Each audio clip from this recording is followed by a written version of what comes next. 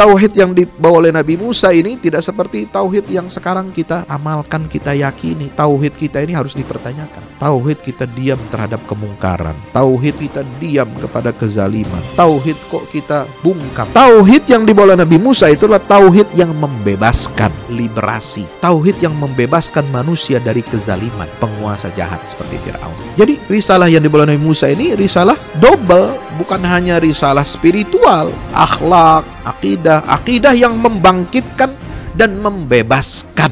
Ini yang disebut dengan, kalau di Amerika Latin itu dulu ada istilah teologi pembebasan. Jadi bagaimana teologi Kristen itu yang membangkitkan revolusi rakyat. Tugas kelompok kaum agamawan, para ulama itu dikenal dalam Islam ini punya risalah untuk membebaskan manusia dari kezaliman.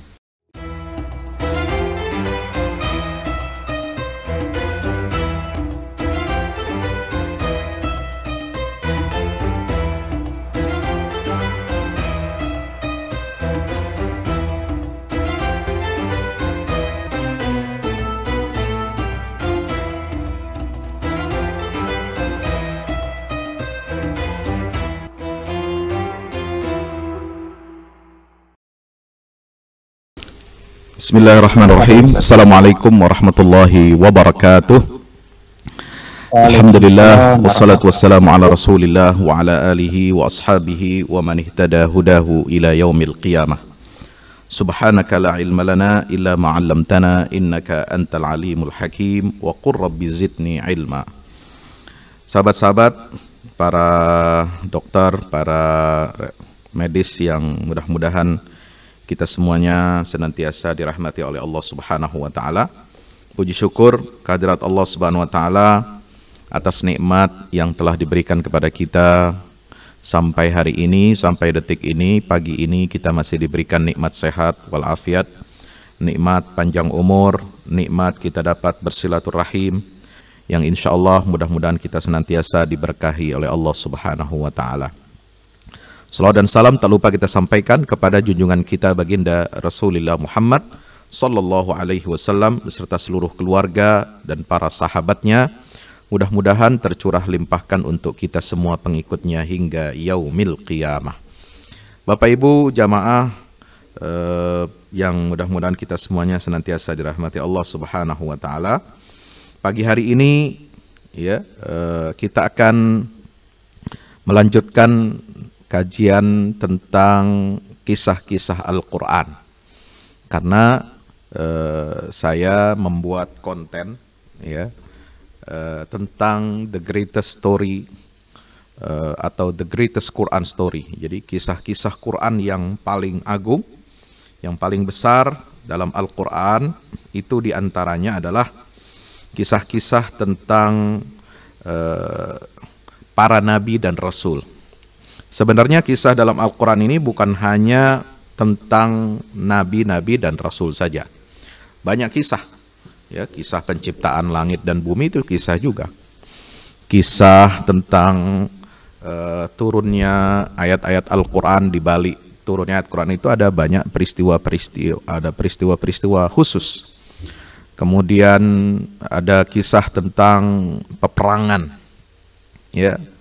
Ada kisah tentang bagaimana Rasulullah SAW mengelola negara Madinah. Ada kisah bagaimana dakwah Nabi SAW di Mekah. Itu semua adalah bagian dari kisah. Ya.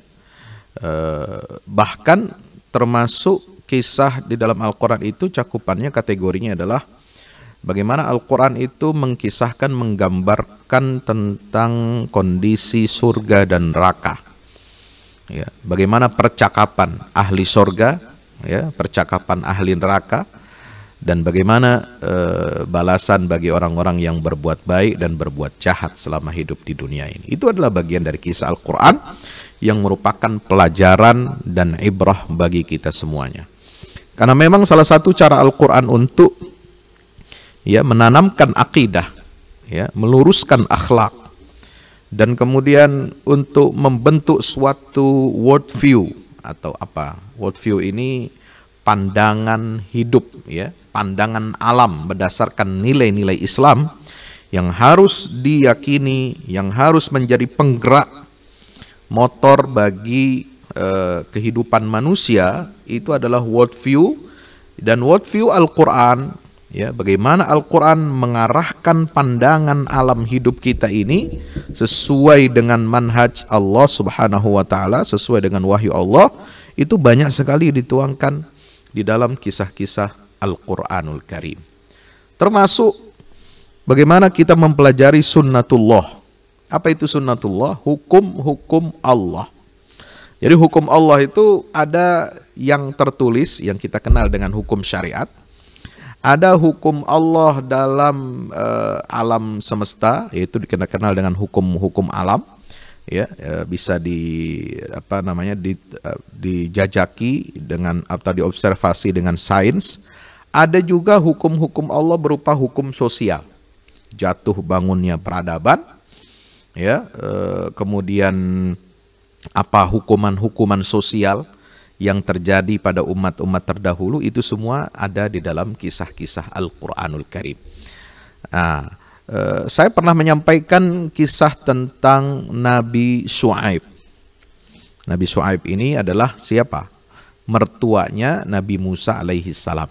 Jadi sebagai pengantar, ini pengajian saya tentang kisah Nabi Syuaib ini sudah saya sampaikan pada saat saya menyampaikan kajian Milad Muhammadiyah yang ke-108 di PDM Kota Batu, Malang, ya, beberapa sekitar bulan November lalu, ya, akhir November. Ya, saya sampaikan bahwasanya Nabi Musa ini kan kita kenal sebagai salah satu nabi atau rasul ulil azmi. Ya kan, kita mengenal dari 25 nabi rasul yang ada dalam kisahnya dalam Al-Quran, itu 5 diantaranya adalah ulul azmi minar rusul. Ya, nabi-nabi yang memiliki pengikut besar, pengikut yang banyak, dan kisahnya begitu banyak diungkap di dalam Al-Quranul Karim. Ya, Nabi Musa ini adalah nabi ulul azmi yang kisahnya terbanyak dari 5 nabi, yaitu siapa? Nuh, Ibrahim, Musa, Isa, Nabi Muhammad SAW. Kan 5 ya Pak ya, Bapak Ibu yang dirahmati Allah. Boleh di-mute kan yang masih nyala mic-nya. Itu yang paling banyak itu adalah yang ketiga, ya, di tengah-tengah, yaitu Nabi Musa alaihissalam. Ada 600, kurang lebih 600 ayat Nabi Musa, kisahnya dengan Bani Israel, dan bukan hanya dengan Bani Israel, tapi juga dengan misalnya dengan Qarun, kisah tentang Qarun, ya. Kemudian kisah Nabi Musa dengan Khidir, ya, pertemuannya untuk menimba ilmu. Itu saking hebatnya. Nah, karena Nabi Musa ini menghadapi, ya, tirani yang paling jahat di atas muka bumi ini, yang tidak ada tandingannya, ya, menghadapi kezaliman, ya, seorang diktator yang paling bengis, yang paling kejam, ya, sampai dia menghadapi suatu mimpi bahwasanya dia akan, kekuasaan ini akan digoyang, akan terancam oleh seorang pemuda Bani Israel, sehingga dia perintahkan untuk membunuh, istahyu, ya, nisa'ahum, ya, kemudian bunuhlah orang laki-laki di antara Bani Israel ini. Nah, ini luar biasa. Jadi sampai segitunya, sehingga Nabi Musa ini selamat dari kejaran dari pembunuhan yang dilakukan oleh Fir'aun ketika beliau ini baru dilahirkan. Nah, singkat kata, Bapak Ibu yang dirahmati Allah Subhanahu wa Ta'ala, kita akan melihat bagaimana Nabi Musa itu fase perjalanannya. Bapak Ibu melihat atau ada memegang mushaf saat ini, ya, kalau bisa lihat mushafnya masing-masing, mungkin melalui gadget, melalui gawai. Kita lihat surat Al-Qasas. Surat Al-Qasas itu Ya, 2 halaman pertama, 2,5 halaman yang pertama, karena pembukanya itu kan di bawah itu sedikit ya, kurang lebih 5-6 ayat ada di bawah posisinya. Lalu 2 halaman setelah itu, ya, itu berkisah tentang sejarah Nabi Musa dari awal pra kelahiran, ya, bagaimana situasi Bani Israel, bagaimana beliau dilahirkan, bagaimana beliau selamat dari pembunuhan, ya, yang dilakukan oleh Fir'aun dan bala tentaranya, ya, sampai beliau itu diterima masuk ke dalam istana Fir'aun karena ditemukan bayinya itu di Sungai Nil oleh istri Fir'aun, ya, luar biasa. Jadi Fir'aun ini ibarat kata memelihara, ya, anak singa, ya, atau apalah istilahnya, ya. Binatang buas masih kecil kan bagus, ya, senang kita ngelihatnya. Tapi kalau besar dia kan ngeri, ya kan, bisa memangsa yang punya atau yang merawat singa itu, ya. Nah, itu 2 halaman pertama ditambah pembukaannya sedikit, berapa, 5-6 ayat itu berkisah tentang itu.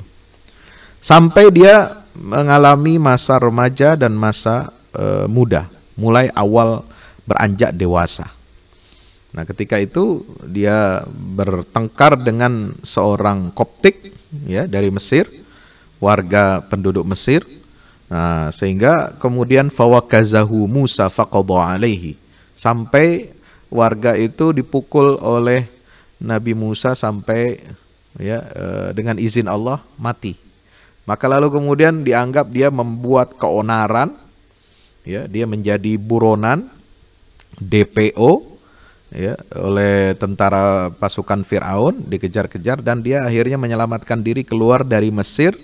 Nah, di situ di 1 halaman setelahnya, ya, Bapak Ibu yang dirahmati Allah, dilihat 1 halaman setelah itu berkisah tentang bagaimana Nabi Musa ini hidup tinggal di mana? Di Madian. Madian ini suku, ya, yang ditempati oleh Nabi Syuaib alaihissalam. Dia pertama berjumpa dengan 2 putri Syuaib yang mengantri untuk mengambil air sumur, ya, untuk memberikan minuman bagi hewan ternak mereka. Nah, kisahnya itu ada di situ, ya. Nah, sampai dia menikah dengan syarat menikahi salah satu dari 2 putri Nabi Syuaib itu dengan syarat, kamu bantu saya di sini selama 8 tahun, kalau mau lebih sampai 10 tahun boleh. Itu kan begitu. Fa in atmamtaha asyran, ya, sama nih apa disebutkan pilihannya 8 tahun opsinya atau 10 tahun. Dia pilih 10 tahun sempurna baru dinikahkan.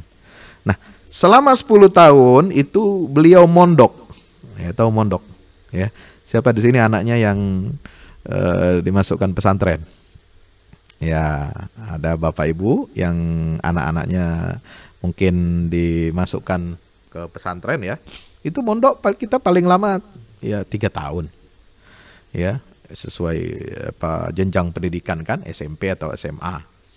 Atau kalau di Gontor sistemnya 6 tahun dari SMP sampai SMA, ya. Ini 10 tahun. Jadi Nabi Musa sebelum mendapatkan wahyu dari Allah Subhanahu wa taala di Tur Sina, dia mondok dulu 10 tahun di mana? Di negeri Madian. Subhanallah. Disitulah dia belajar tentang perjuangan calon mertuanya. Waktu itu belum jadi mertua, masih calon.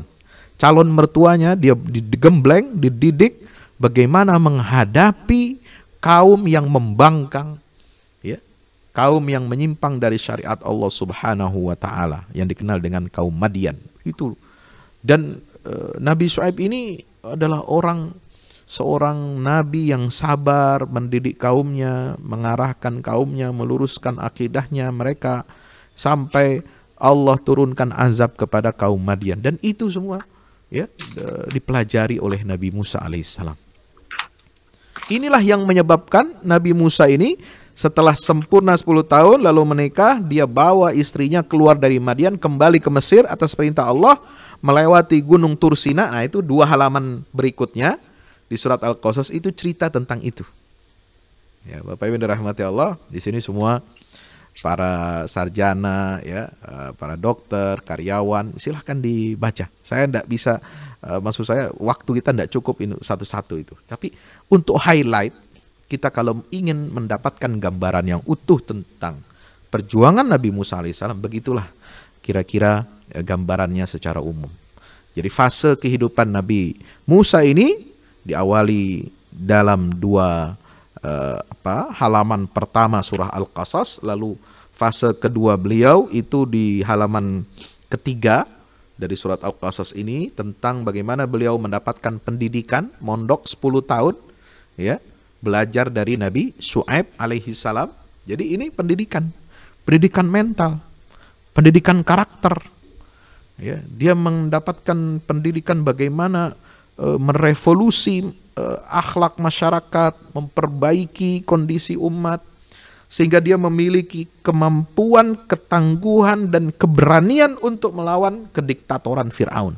Yang mana Fir'aun itu adalah bapak angkatnya sendiri. Nah, itu kan dalam Al-Quran disebutkan, awalam nurabbika fina walida walabitha fina sinin, ya kan? Bukankah kami yang telah mendidik engkau, wahai Musa? Ya. Awalam nurabbika fina walida.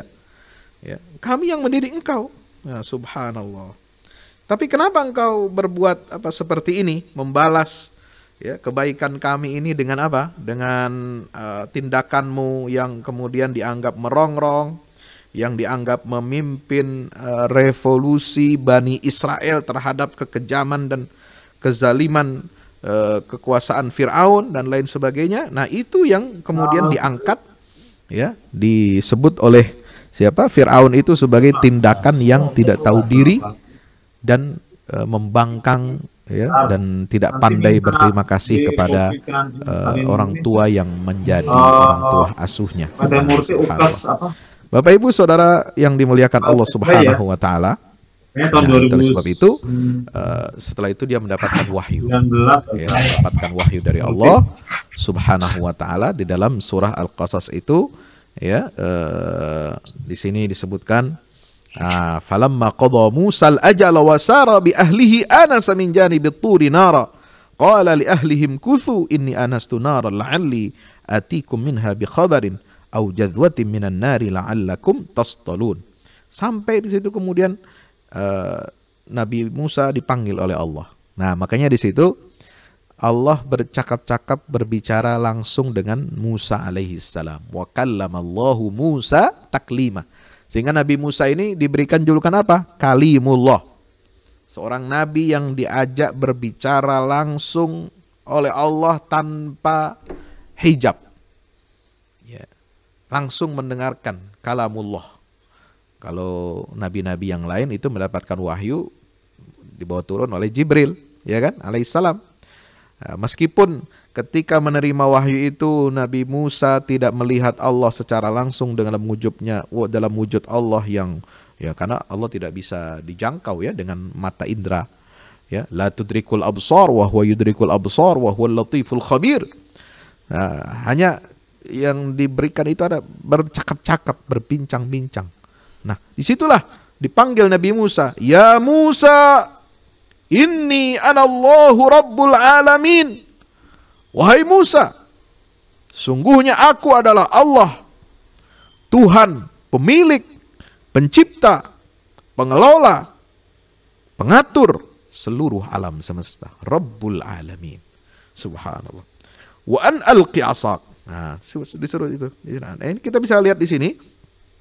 Sampai 2 halaman berikutnya itu, sehingga dia menghadapi bagaimana kekejaman Fir'aun itu berbekal dengan wahyu dari Allah Subhanahu wa taala. Itu yang ada di dalam surah Al-Qasas. Kisah Nabi Musa ini bukan hanya ada dalam surah Al-Qasas, Bapak Ibu yang dirahmati Allah. Ada di banyak surat. Ya. Yang paling terkenal, yang banyak kita baca, surat ayatnya itu panjang, kisah Nabi Musa dengan Bani Israel ada dalam surah Al-Baqarah. Ya, itu dalam konteks apa? Untuk mengingatkan umat Islam kalau ingin membentuk umat peradaban Islam yang tinggi, jangan kalian berkhianat dari aturan atau manhaj Allah Subhanahu wa taala sebagaimana khianatnya Bani Israel setelah mereka diselamatkan oleh Allah dari kejaran Fir'aun. Itu pesan yang ada dalam surah Al-Baqarah ketika bicara tentang kisah Bani Israel. Karena di dalam surah Al-Baqarah ini, Bapak Ibu yang dirahmati Allah, menarik. Ya. Itu didominasi oleh juz yang pertama dalam Al-Quran, surah Al-Baqarah, juz yang pertama. Ya, Bapak Ibu hafal nggak surah Al-Baqarah? Itu mikrobiologi UI kan. Bapak Ibu hafal? Nah, surat Al-Baqarah ini surat terpanjang, ya kan? Yang kata Nabi SAW, itu adalah surat Az-Zahrawain bersama surat Ali Imran. Ya, kemudian surat Al-Baqarah ini disebut oleh Rasulullah SAW sebagai sinamul Quran, ya, punuknya Al-Quran, puncak ketinggiannya Al-Quran. Itu semua ada dalam surat Al-Baqarah karena memuat seluruh aturan-aturan hukum syariat, ya, yang ada dalam syariat Islam yang diwahyukan kepada baginda Rasulullah Muhammad sallallahu alaihi wasallam, dan juga memuat apa? Kisah-kisah, ya. Dan kisah itu fokusnya ada di juz 1 surah Al-Baqarah, juz yang pertama. Nah itu ya. Pertama kisah tentang apa? Pembagian mukmin, kafir, munafik. Ya kan? Kalau kita bicara tentang siapa orang kafir, cirinya ada dalam surah Al-Baqarah. Siapa orang mukmin, cirinya itu 5 ayat pertama. Dalikal kitabu la raiba fihi hudal lil muttaqin alladzina yu'minuna bil ghaibi wa yuqimunas shalah wa mimma razaqnahum yunfiqun, dan seterusnya. Orang kafir apa cirinya? 2 ayat saja. Lalu bercerita tentang orang munafik. Ada sekian beberapa ayat, ya, lebih banyak dari orang kafir. Itu kisah. Nah, setelah itu bicara tentang apa? Kisah penciptaan Adam. Nah ini, awal Adam menjadi khalifah, ya, di muka bumi. Inilah peradaban Islam ini harus menciptakan peradaban yang menjadi rahmatan lil alamin. Diberikan kisah awal bagaimana manusia ini melalui Adam alaihissalam menerima mandat, ya, wahyu dari Allah untuk mengelola bumi dengan seluruh isinya ini berdasarkan manhaj aturan hukum dari Allah Subhanahu wa taala. Lalu setelah itu, ya, kisah Bani Israel banyak, 100 berapa? Kurang lebih ada 120-an ayat. Ya, setelah itu. Ya, dari ayat 40 sampai 124 kalau tidak salah. Ya. Itu semua isi tentang kisah Bani Israel. Untuk apa? Menjadi pelajaran supaya umat Islam ini tidak gagal dalam mengemban amanah dan risalah dari Allah. Jangan sampai kalian mengulangi kejahatan, kelakuan Bani Israel yang ingkar dan kufur nikmat dari Allah setelah Allah selamatkan mereka dari Fir'aun, dibawa keluar oleh Nabi Musa alaihissalam, masuk ke mana? Al-Ardil Muqaddasah, ya, ke tanah yang disucikan oleh Allah Subhanahu wa taala, yaitu bumi Palestina. Mereka di situ banyak berbuat kemungkaran, kefasikan dan lain sebagainya. Ingkar terhadap kenikmatan yang telah Allah berikan kepada mereka. Nah, ini jadi pelajaran buat kita. Baru setelah itu kisah tentang di akhir juz yang ke-1 itu tentang keluarga Nabi Ibrahim yang soleh. Termasuk putranya Ismail, Ishak dan Yakub, keturunannya ini yang soleh, yang mana Nabi Musa berpesan wala tamutunna illa wa antum muslimun. Maka contohlah mereka ini. Diingatkan kepada nenek moyang kita, leluhur-leluhur kita yang soleh, agar kita hidup berada di atas jalan yang mereka tempuh itu, insya Allah. Singkat kata, Bapak Ibu yang dirahmati Allah Subhanahu wa taala, kisah Nabi Musa bersama Fir'aun ini ada lagi di dalam surah Al-A'raf. Ya, surat Al-A'raf itu banyak di situ. Kemudian ada dalam surat Taha. Ya, kisah di situ juga tentang pembangkangan Bani Israel. Bagaimana mereka menyembah patung anak sapi, Samiri, ya, yang dibuat oleh Samiri. Ya, ketika Nabi Musa itu berkhalwat 40 malam di Tursina. Nah, kemudian setelah itu ada dalam surah Asy-Syu'ara, ada dalam surah Al-Anbiya, ada dalam surah An-Naml, ada dalam surah Al-Qasas dan lain-lain sebagainya. Banyak. Nah, yang ingin saya sampaikan di sini ya sebagai ringkasan dari kisah yang banyak itu. Nah, kita lihat bagaimana ya Allah Subhanahu wa taala menggambarkan perjuangan Nabi Musa ini menghadapi Fir'aun. Bagaimana Fir'aun itu melakukan kerusakan di atas muka bumi ini. Dan kerusakan yang dibuat oleh Fir'aun itu kerusakan total. Kerusakan akhlak, kerusakan akidah, kerusakan alam, ya, kerusakan sosial, ekonomi, dan politik, lengkap semua dirusak oleh Fir'aun dan bala tentaranya. Maka ini menjadi model, menjadi contoh bagaimana kita berjuang melawan kezaliman, melawan tirani. Itu semua ada dalam Al-Quran, terutama kisah Nabi Musa dengan Fir'aun. Mari kita lihat. Bapak Ibu yang dirahmati Allah, silakan buka surah Al-Qasas ayat 4. Inna fir'auna ala fil ardi wa ja'ala ahlaha syi'a yastad'ifu ta'ifatan minhum yudhabbihu abna'ahum wa yastahyi nisa'ahum wa innahu kana minal mufsidin. Ya, sesungguhnya Fir'aun itu telah berbuat sewenang-wenang ala fil ard, sewenang-wenang di bumi. Ya. Kira-kira rakyat bisa nggak berbuat sewenang-wenang, Bapak Ibu yang dirahmati Allah? Ya, rakyat nggak punya kewenangan, makanya dia nggak bisa disebut sewenang-wenang. Yang bisa sewenang-wenang, yang bisa semena-mena itu yang memiliki kekuasaan. Rakyat nggak punya kekuasaan. Ya, jadi mohon maaf, keliru kalau ada yang mengatakan, ada himbauan rakyat jangan berbuat semena-mena dan sewenang-wenang.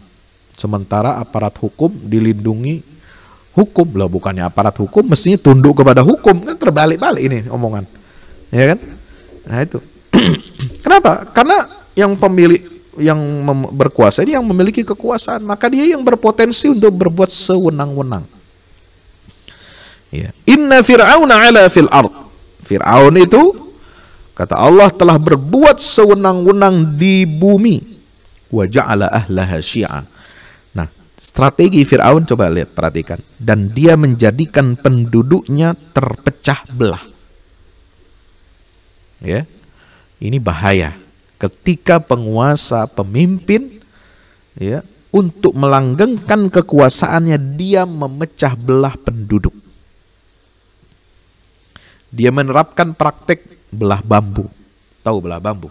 Gimana Ibu, Bapak Ibu, kalau mau belah bambu, ya, dibelah, potong tengahnya, ya, satu sisi kanan atau kiri diinjak ke bawah, yang satu ditarik ke atas. Itu cara ngebelah bambu, nggak ada cara lain, begitu memang. Ya, nauzubillah min. Itu cara politik belah bambu namanya. Dia menjadikan rakyat itu berpecah belah, supaya rakyat ini berantem satu dengan yang lain, sementara dia yang akan terus melanggengkan kekuasaannya, dia bisa mengontrol. Nah, nanti dengan alasan ini itu dan lain sebagainya. Nah, ini yang dilakukan oleh Fir'aun, sewenang-wenang. Kemudian menjadikan rakyatnya, penduduknya berpecah belah. Bukan cuma itu, yastad'ifu ta'ifatan minhum. Ya, Fir'aun menindas segolongan dari mereka, yaitu Bani Israel. Ini cara-cara, ya, cara-cara primitif Fir'aun yang dilakukan oleh Fir'aun itu dari dulu sampai sekarang itu ada, diterapkan oleh banyak penguasa zalim di dunia sepanjang sejarah. Kenapa? Gurunya Fir'aun. Ya, mohon maaf. Ya. Ini kiblatnya Fir'aun. Secara tidak sadar mereka ini berguru. Yastad'ifu ta'ifah, menindas segolongan dari mereka, itu Bani Israel. Bagaimana cara menindasnya? Ini kejam sekali. Yudhabbihu abna'ahum. Dia menyembelih anak laki-laki mereka. Ya, semua laki-laki disembelih. Nggak kecuali orang tua, ya, yang udah bau tanah, Ya, udah nggak ada harapan hidup lagi, nggak, udah biarin aja, ntar juga mati. Tapi yang masih muda, yang masih sehat, yang masih bugar, kemudian apalagi yang masih kecil, ya, sampai bayi yang mau baru lahir aja dibunuh. Yudzabihu abna'ahum wa yastahyi nisa'ahum, membiarkan hidup anak perempuan mereka. Itu cara Fir'aun melanggengkan kekuasaannya. Innahu kana minal mufsidin, sungguh dia termasuk orang-orang yang berbuat kerusakan. Nauzubillah min zalik. Itu surat Al-Qasas 4, ya. Jadi Bapak Ibu yang dirahmati Allah Subhanahu wa taala, cara Fir'aun ini berbuat kerusakan ini bagaimana? Sebagaimana disebutkan oleh beberapa ahli tafsir, seperti misalnya oleh Imam Al-Qurtubi, ya, kemudian oleh Az-Zamakhsyari dalam Al-Kasyaf, dan Mahasinut Ta'wil oleh Imam Jamaluddin Al-Qasimi, dikatakan bagaimana? Kana minal mufsidin ay al-mutamakkinina fil ifsadi fil ardi bil ma'asi wat tajabbur wa qahril ibad. Seorang Fir'aun, ya, itu melakukan kerusakan dengan cara bagaimana? Dengan cara meneguhkan posisinya untuk merusak bumi dengan bagaimana? Satu, bil ma'asi, dengan menyebarkan perbuatan maksiat ke tengah-tengah rakyat, penduduk. Penduduknya itu dibuat apa? Terlena oleh perbuatan maksiat. Ya, jadi perbuatan maksiat ini disponsori oleh negara, oleh Fir'aun. Ya. Semua aneka kemaksiatan dibiarkan, bahkan disosialisasikan, ya, bahkan dilindungi oleh penguasa yang zalim ini. Bil ma'asi, kemaksiatan. Wat tajabbur. Nah, aneka kemaksiatan gak cukup berbuat kerusakan, tapi juga ditambah dengan apa? Dengan tajabbur, dengan kesombongan, ya, kekuasaan politik yang mencengkram. Nah, kalau bahasa kita sekarang, tajabbur itu bukan hanya sombong. Kalau sombong kita individu, kita sombong sama tetangga, sombong sama teman, ya, ya, itu sombong, ya, level kecil. Tapi kesombongan penguasa itu dengan apa? Dengan mencengkram kuku, ya, hegemoni politiknya itu ke dalam semua sendi kehidupan. Itu tajabbur. Ya, kalau sombong pribadi aja masih kita maklumi, mungkin oh dia ada kelebihan, oh dia lebih pintar dari saya, wajar dia sombong. Oh dia lebih kaya dari kita, wajar dia sombong. Ya, asal jangan sombong orang miskin sombong. Nah, ini kelewatan. Apa yang dia punya, ya kan? Udah miskin sombong lagi, kan nggak enak kita dengarnya. Kalau orang kaya sombong dikit, ya kita bisa maklumi, walaupun nggak benar. Ya, orang pinter sombong, ada nggak Bapak Ibu punya teman orang pinter sombong, profesor, doktor, ini gelarnya berderet, SP anu, ya, mohon maaf ya, ini bukan nunjuk Bapak Ibu nih, ini contoh aja, ya, gelarnya berderet-deret, namanya cuma 5 kata, misalnya 5 suku kata namanya, tapi gelarnya panjang berderet, mesti disebut namanya. Kalau nyebut namanya mesti disebut dengan semua gelarnya. Nah, ini kan contoh. Tapi wajar kita bilang, ya, oh sombong, wajar lah, dia punya ilmu, dia punya menghabiskan banyak biaya, menghabiskan banyak waktu buat dapat gelar itu spesialis beraneka macam. Ya kan? Wajar, masuk akal. Tapi yang paling jahat orang kalau sombong itu kalau punya kekuasaan. Paling jahat. Kenapa? Karena dengan kekuasaan itu dia bisa, ya, mengatur seluruh kepala yang makhluk hidup, kepala warga negara yang ada di negara yang dia kuasai ini, atau di wilayah yang dikuasai itu. Dia yang menentukan hidup matinya. Dia yang menentukan rezekinya. Ya, dia yang membuat undang-undangnya, dia membuat peraturan-peraturannya, semua diatur. Ya. Seolah-olah wajar, sehingga bukan wajar, ya. Ini membuat kesombongan, membuat apa? Dia berbuat kerusakan, togho, menimbulkan sifat tughyan, sehingga menjadi togut. Nah itu. Jadi kata-kata togut kita sering kenal, ya. Ani'budullaha wajtanibut taghut. Sembahlah Allah dan jauhi taghut. Itu risalah yang dibawa oleh seluruh nabi dan rasul. Sembah Allah, jauhi taghut atau sesembahan selain Allah. Kenapa manusia menjadi taghut? Karena dia merasa punya kuasa. Ya. Orang kalau punya harta, ya, belum tentu jadi taghut. Orang kalau punya ilmu lebih, belum tentu jadi. Tapi kalau dia punya kekuasaan, dia bisa menentukan siapa orang berilmu, direkrut sama dia jadi penasehat. Siapa orang punya harta, konglomerat, ya, dia dekati, bahkan dia buka kesempatan lebar-lebar untuk membackup kekuasaannya. Nah, dengan kekuasaan itu dia menjadi sombong sehingga Fir'aun mengatakan ana rabbukumul a'la. Akulah Tuhanmu yang paling tinggi. Alaysa li mulku Misra. Bukankah aku ini yang memiliki negeri Mesir? Wa hadhil anharu tajri min tahti. Dan sungai-sungai, semua kehidupan di negeri ini semua mengalir, ya, di bawah telapak kakiku, di bawah perintahku. Itu saking sombongnya. Kenapa? Karena semua instrumen kehidupan dia miliki. Dia punya konglomerat dipegang, korun. Dia punya tentara, ya, entah itu tentara resmi tidak resmi, wallahu alam, ya. Dia punya Haman, dia kepala panglima militer hulu balang yang bengis kejam, yang menjadi otak di balik, ya, kekejaman Fir'aun terhadap rakyatnya, terutama Bani Israel. Ya, dia kuasai ini. Dia kuasai media. Nah, media zaman Fir'aun itu siapa? Para penyihir. Ya, saharatu Fir'aun. Para penyihir itu ibaratnya media. Ya, yang bisa apa?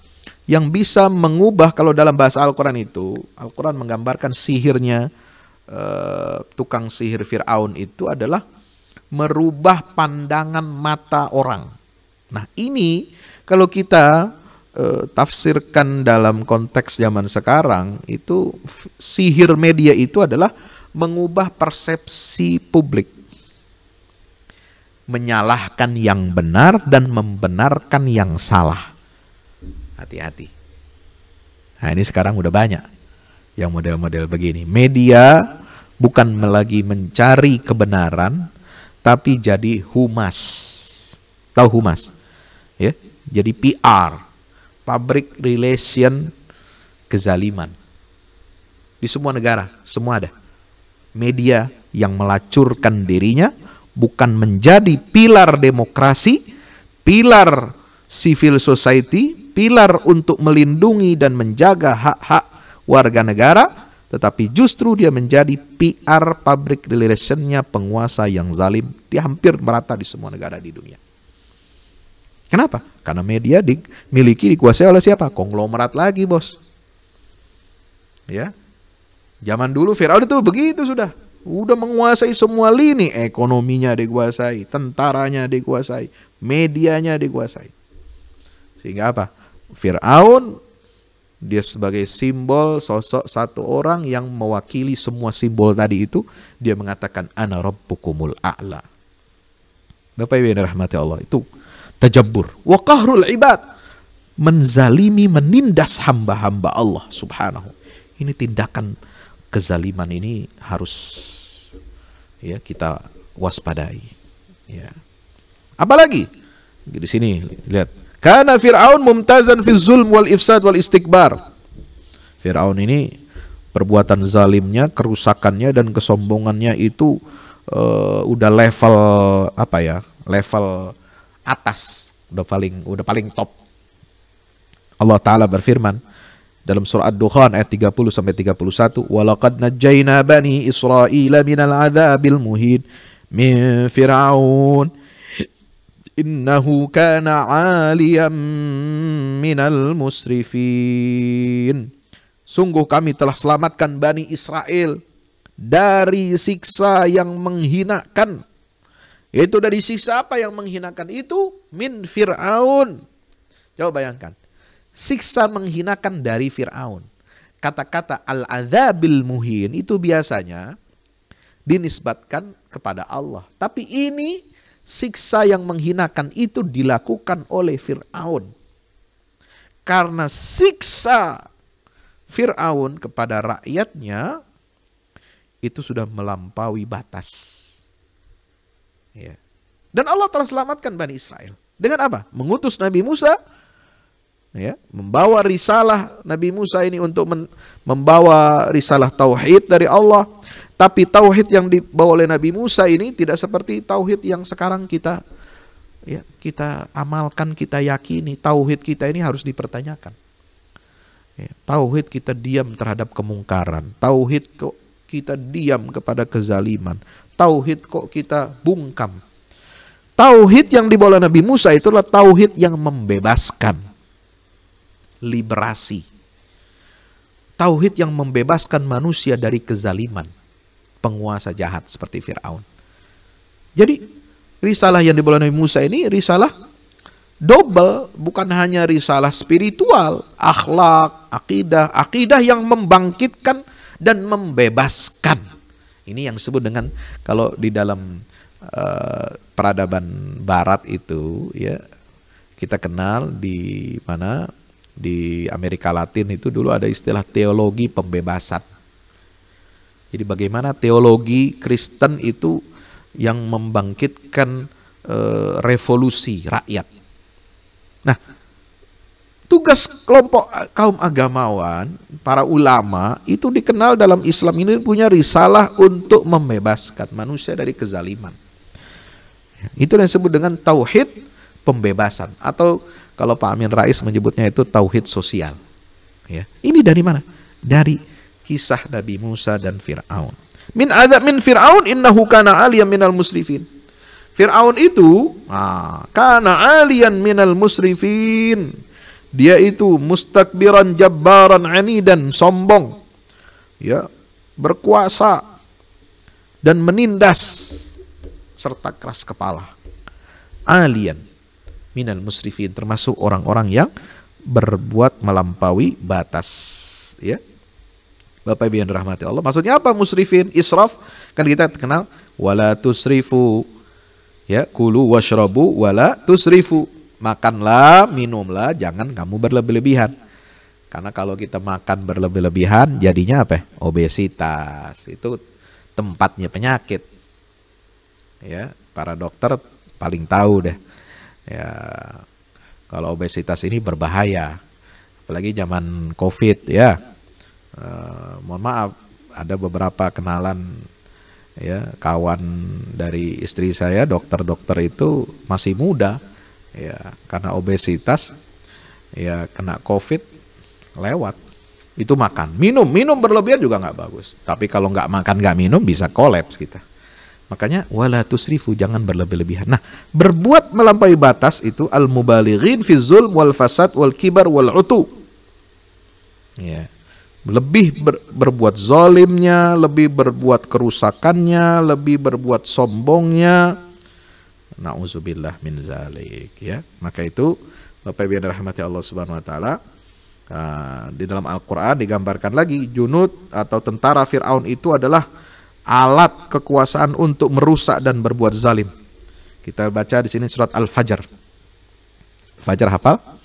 Alam tara kaifa fa'ala rabbuka bi'adin irama dzatil 'imad الذين طغوا التي لم يخلق مثلها في البلاد وثمود الذين جابوا الصخر بالواد وفرعون ذي الأوتاد الذين طغوا في البلاد. Nah, al-autad itu apa? Fir'aun memiliki autad, yaitu junud, tentara-tentara yang mendukung, yang membackup, yang selalu, ya, melaksanakan perintah Fir'aun. Nah, inilah mereka menjadi alat kezaliman, alat kerusakan di atas muka bumi ini yang digunakan oleh kekuasaan. Ini yang menjadi alat kekuasaan. Na'udzubillah min zalik. Inna Fir'aun wa Haman wa junudahu makanu khati'in. Tentara Fir'aun ini dipimpin oleh siapa? Fir'aun, Haman, dan tentara mereka itu, mereka adalah orang-orang yang berbuat salah. Nah, Bapak Ibu yang dirahmati Allah Subhanahu wa taala, maka itu mari kita jadikan kisah Nabi Musa dan Fir'aun ini menjadi ibrah pelajaran bagi kita semua. Nah, ini belum dialog antara Fir'aun dan Musa ya, karena waktu kita tidak mungkin. Insya Allah nanti kita lanjutkan dalam kajian yang pertemuan yang akan datang dengan izin Allah Subhanahu wa taala. Ini masih banyak. Sebab kisah Fir'aun ini tadi saya katakan dia ayatnya, kisahnya paling banyak dalam Al-Qur'an. Nggak bisa selesai dalam satu ini. Jadi ini saya berikan highlight ya sebagai pengantar kepada Bapak Ibu semuanya, jamaah, sahabat the greatest Quran story yang dirahmati Allah Subhanahu. Mudah-mudahan bermanfaat. Wallahu a'lam bishawab. Wassalamualaikum warahmatullahi wabarakatuh.